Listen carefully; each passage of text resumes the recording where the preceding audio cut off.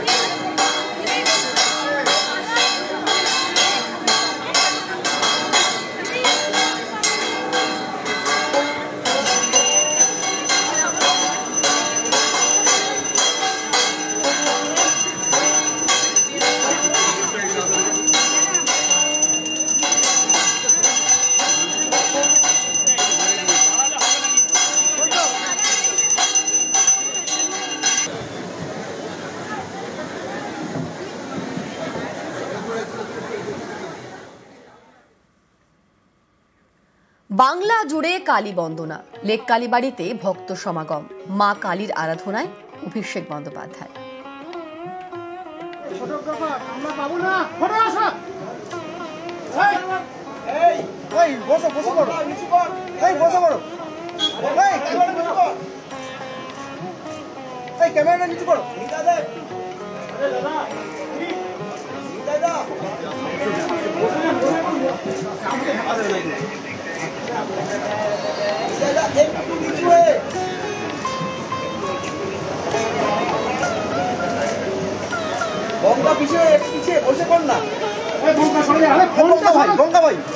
Camera সরাবো সিঙ্গেলটা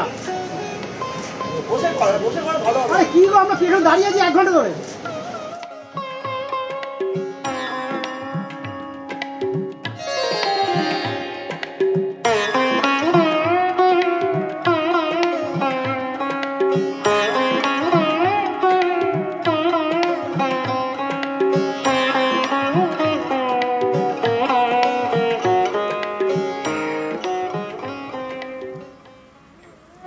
কালী পুজোয় শক্তির আরাধনা, জেলায় জেলায় সতীপীঠে ভক্তদের ভিড়।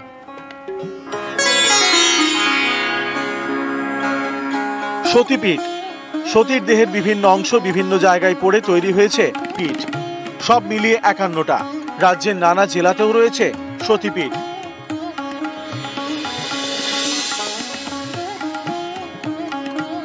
বীরভূমের নলহাটিতে নলাটেশ্বরী মন্দির। কথিত আছে এখানে সতীর কণ্ঠনালী পড়ে। কালী পুজো এখানে দিনভর পুজো, নানা আয়োজন, সারা রাত খোলা গর্ভগৃহের দরজা।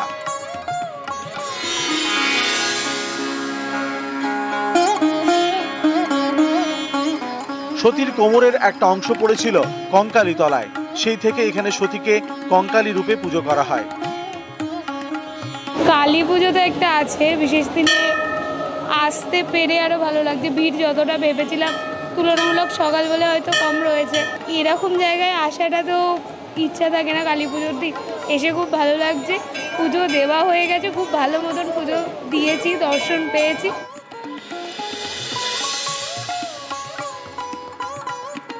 পূর্ব মেদিনীপুরের তমলুকেও রয়েছে সতীপীঠ।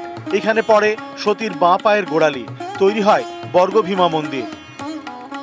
আজকে যেহেতু দীপান্বিতা কালী পুজো, তো বহু দূর দূরান্ত থেকে ভক্তরা এসেছেন মায়ের কাছে পুজো পাঠ করতে, পুজো পুষ্পাঞ্জলি দেওয়ার জন্য। মায়ের কাছে এসে মায়ের কাছে পূজা পুষ্পাঞ্জলি দিয়ে তারা মনের কামনা বাসনা জানিয়ে যাচ্ছে।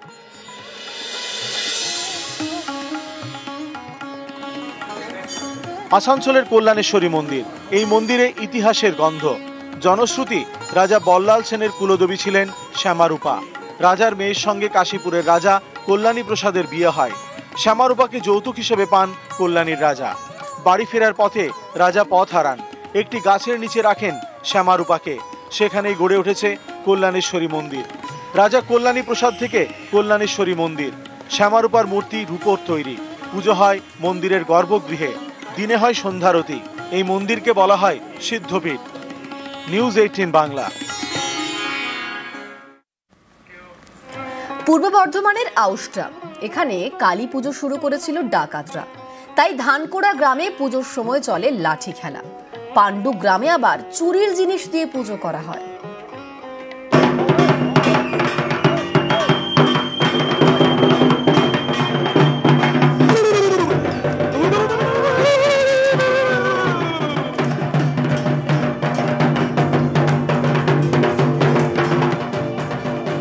একটা সময় লাঠি খেলতো ডাকাতরা। তাদের প্রতিষ্ঠা করা পুজোয় সেরকম ভাবেই চলে লাঠি খেলা।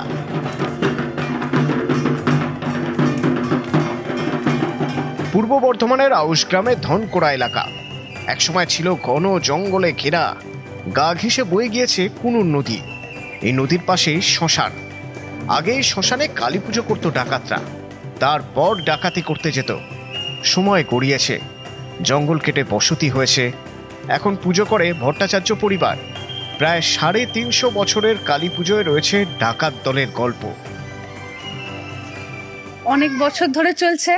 এখন এটা একটা আনন্দের বিষয় হয়ে দাঁড়িয়েছে, কিন্তু একটা ঐতিহ্যকে যে ধরে রাখার বিষয় সেটাও আছে। তো দুটো একসাথে মেলবন্ধন একটা বলতে পারেন। খেলাটা, সবাই একসাথে মিলে এনজয় করাটা। আমরা ছোট থেকে জন্মের পর থেকে গ্রামের বাড়িতে এসে প্রত্যেক বছর পুজো এনজয় করে থাকি। প্রত্যেক বছর দীপান্বিতা অমাবস্যা আমাদের পুজো পালন করা হয়। মা কালী আছে জাগ্রত, তার নিচে বলা হয় নাকি পঞ্চমুণ্ডির আসন আছে। আমরা ছোট থেকে এনজয় করে থাকি।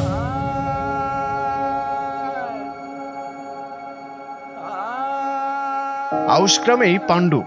এখানে কালী পুজোর প্রতিষ্ঠা করে প্রহ্লাদ ডাকাত। জনশ্রুতি, একদিন কান্দির একটি মন্দিরে ডাকাতি করতে যায় প্রহ্লাদ ডাকাত। যাওয়ার সময় নাকি কালী তাকে কিশোরী রূপে দেখা দেন। ডাকাতি করে ফেরার পথে পাথরের কালী মূর্তি দেখতে পায় প্রহ্লাদ। সেই মূর্তি প্রতিষ্ঠা করে মেটে পাড়ায়। তারপর থেকে চলে আসছে পুজো। এখন ডাকাতির বদলে চুরির জিনিস দিয়ে পুজো করা হয়। বাপ দাদারা, ঠাকুর দাদারা তারা করে এসছে।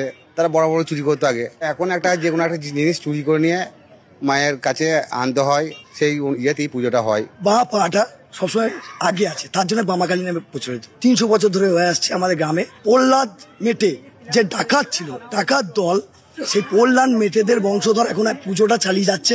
কিন্তু পুজোটা এখন সার্বজনীন হয়ে গেছে।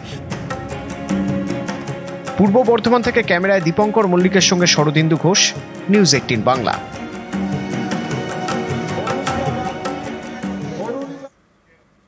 কাটোয়ায় শক্তির আরাধনা। বারোয়ারি পুজো থেকে ঐতিহ্যবাহী মন্দির, রীতি মেনে পুজো আচার।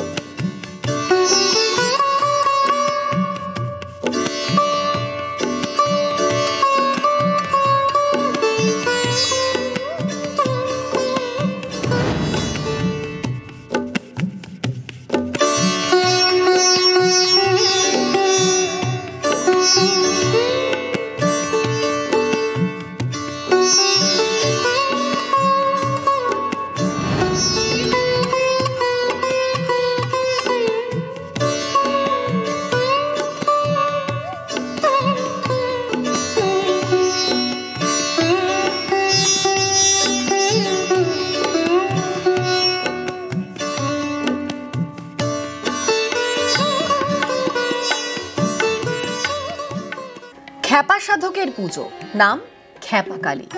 এই পুজো ঘিরে কাটোয়া জমজমাট। কাটোয়ারি পাবনা কলোনি এবং আউশ গ্রামের পুজোয় ডাকাত দলের গল্প।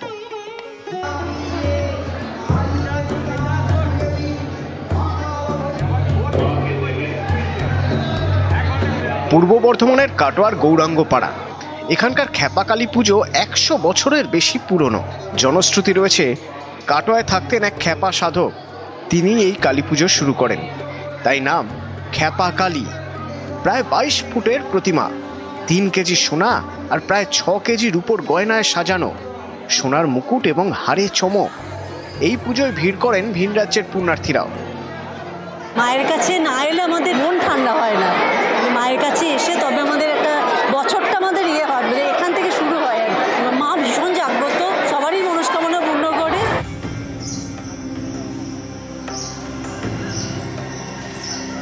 পূর্ব বর্ধমানের আউশ গ্রামের আদুরিয়া, এখানকার শালকো কালী পুজোয় ডাকাতদের ইতিহাস।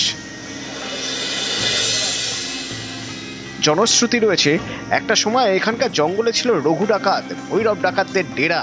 কালীকে পুজো করে ডাকাতি করতে যেত, কালী পুজো করে ডাকাতি করতে যেত তারা। শাল গাছের মাঝে পুজোর আয়োজন, তাই নাম শালকো। এখন মণ্ডপ সাজানো হয় শাল পাতা দিয়ে।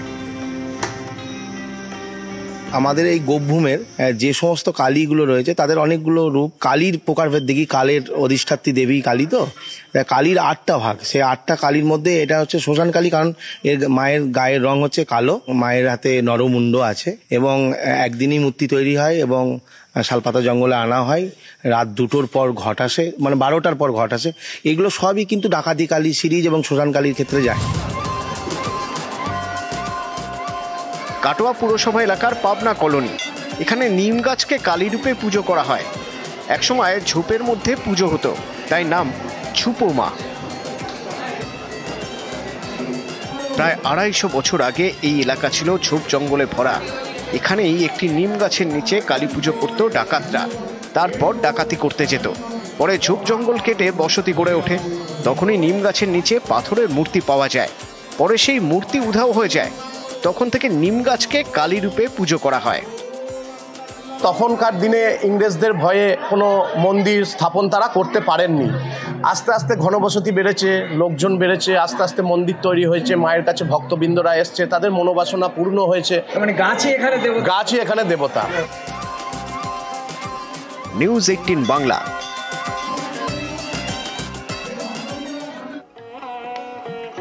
বাংলা জুড়ে শক্তির আরাধনা, কোথাও থিমের চমক, কোথাও নজর কাড়া প্রতিমা। নিউজ 18 বাংলার বিশেষ সম্মান।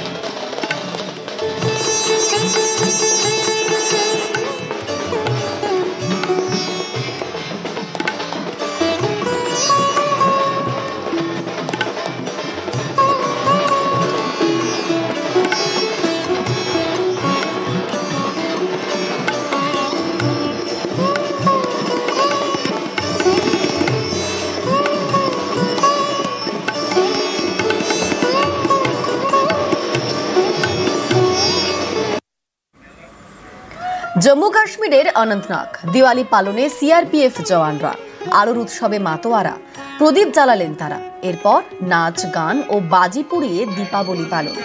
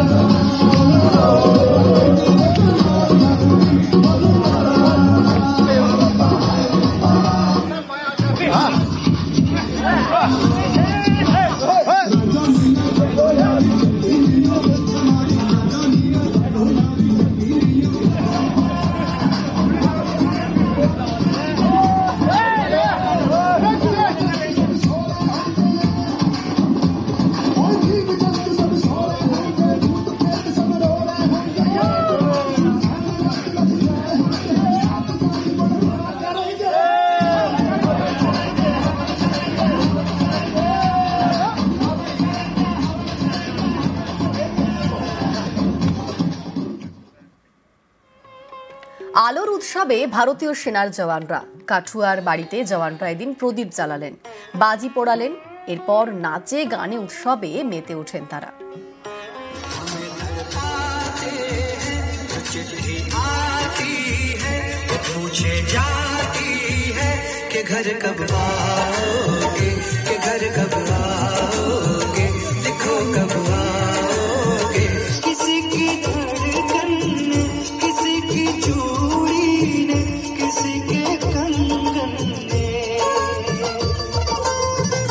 किसी के गजरे में, किसी के गजरे में महकती सुबहों ने वैसे आते हैं हमें तड़पाते हैं जो चिट्ठी आती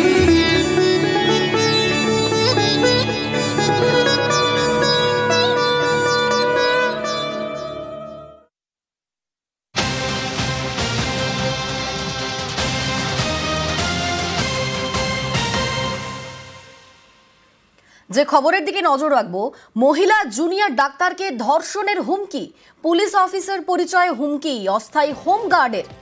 উলুবেড়িয়া শরৎচন্দ্র চট্টোপাধ্যায় মেডিকেলের ঘটনা। জুনিয়র ডাক্তারকে ধর্ষণের হুমকি, পুলিশ অফিসার পরিচয় হুমকি অস্থায়ী হোমগার্ডের। উলুবেড়িয়ার শরৎচন্দ্র চট্টোপাধ্যায় মেডিকেলের ঘটনা। আমাদের সঙ্গে রয়েছেন প্রতিনিধি সন্তু। সন্তু, কি অভিযোগ, কি ঘটনা ঘটেছে?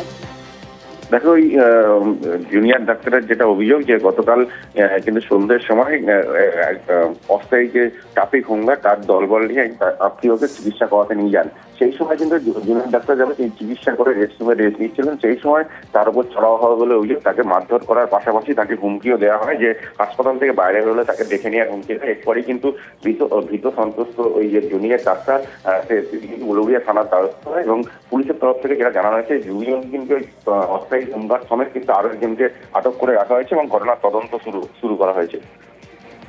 বেশ, ধন্যবাদ সন্তু।